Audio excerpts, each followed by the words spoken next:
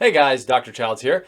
Today we're going to be talking about 5 weight loss supplements that actually work to help you lose weight.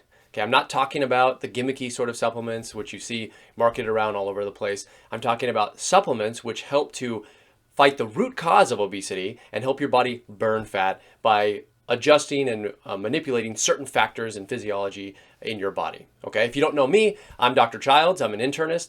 I specialize in thyroid problems, hormone imbalances, and weight loss, which is what we're talking about today. So if you haven't already, make sure you hit the subscribe button and let's jump into our topic today, which is weight loss supplements. So we have 5 here.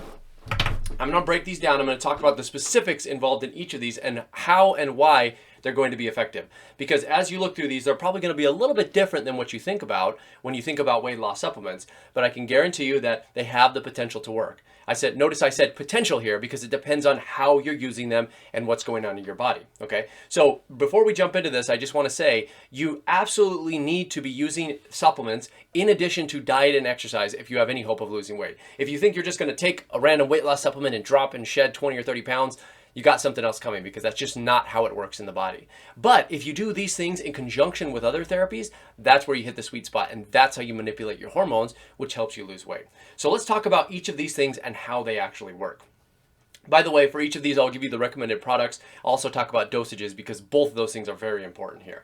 So number 1, we have fish oil. So I know what you're thinking, fish oil, how could that possibly lose weight? Well, I'll give you a couple really good reasons. Number 1 is that it's been shown in several medical studies or research studies to actually help patients lose fat. Now notice I didn't say weight, because that's actually not true. It didn't necessarily help people lose weight, but it helped them do 2 things. Number 1, it helped them drop fat mass. Okay, so in your body, you have both muscle mass and fat mass.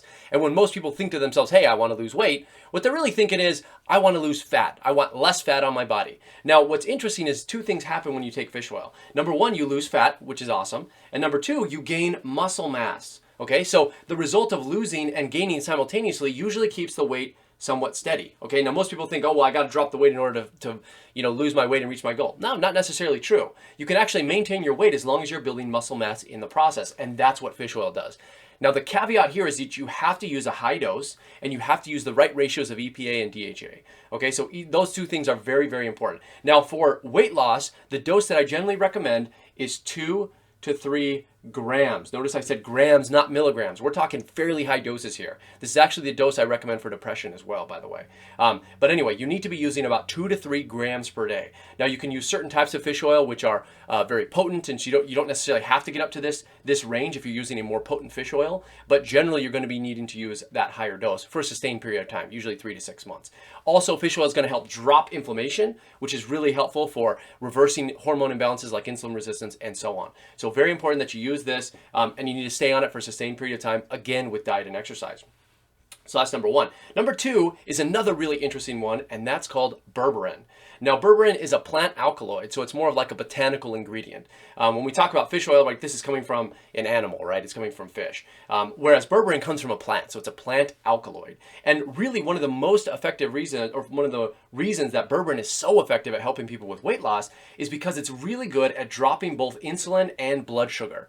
Now, if you know anything about this, you don't even really need to understand how insulin and blood sugar impact your weight. But you should know that when people are trying to do the keto diet, okay, they're trying to drop their carbohydrates, and both of those, the keto diet designed to help drop insulin and blood sugar. So instead of doing it through diet, which you probably should be doing anyway, because about 50% of people suffer from insulin resistance in some form, this is in the United States, it's still helpful to use a supplement to augment whatever you're doing with your diet. So this is really how these things become very synergistic. Now, berberine, the dose you want to use is probably somewhere between 1,000 to 1,500 milligrams. Okay, and that's a fairly high dose, but somewhere within that range is pretty effective. Berberine has also been shown in head-to-head studies to be as effective as metformin, which is a prescription medication at dropping the hemoglobin A1C. That's another research. So all of these actually have been shown in clinical studies to help lose weight, which is why I've included them here. Now, supplements don't necessarily have to be proven to be effective in clinical studies in order for me to recommend them, but it's always good if you have these studies to say, hey, we've done this, we've tested this in people, and guess what? It works. So that was number 2, berberine, really, really good supplement. In fact, oh, by the way, I should mention here too, berberine also acts in other ways. It actually helps clean up gut flora in your intestinal tract. It can also drop your appetite as well, or drop cravings, not appetite, because we don't necessarily want to drop appetite. Okay, that was berberine. Number 3 are probiotics. Now, this is going to be a weird one, and you're probably like, how in the world can probiotics impact my weight? Well, they do it through several mechanisms. I'm not going to get into all of those today, but one of the most important things you should know is this, that obese people, people who are overweight, have certain types of bacteria in their gut. Remember, you have a lot of bacteria in your gut which create this thing called the microbiome. And people who are overweight have a high amount of bad bacteria and a small amount of the healthy bacteria. So what probiotics do is they help your intestinal tract repopulate with those healthy bacteria concentrations and species, which impact your cravings. They impact how much food or how much nutrients you're absorbing and how many calories you're absorbing from the food that you consume. And again, they also impact your cravings. So they're doing multiple things here. Now, the trick is that you can't just use any old probiotic. Okay, you actually need a high dose, and dosing in probiotics is known as CFU, or colony forming units. So if you go out to the grocery store, which I would never recommend you do, and you buy a 5 billion CFU probiotic, no chance that's going to help you with weight loss. Okay, so not only do you have to have a high dose, I think somewhere 300 plus CFU, and when you consider that the average dose in most probiotics is about 15 to 20 billion CFU per serving, you're nowhere near it. I mean, you have to get 10 times the dose. And by the way, they actually have pharmaceutical companies are now creating probiotics which have 300 on up to 600 CFU per serving for this sort of reason, because they understand that the higher doses impact a bunch of systems in the body, including weight.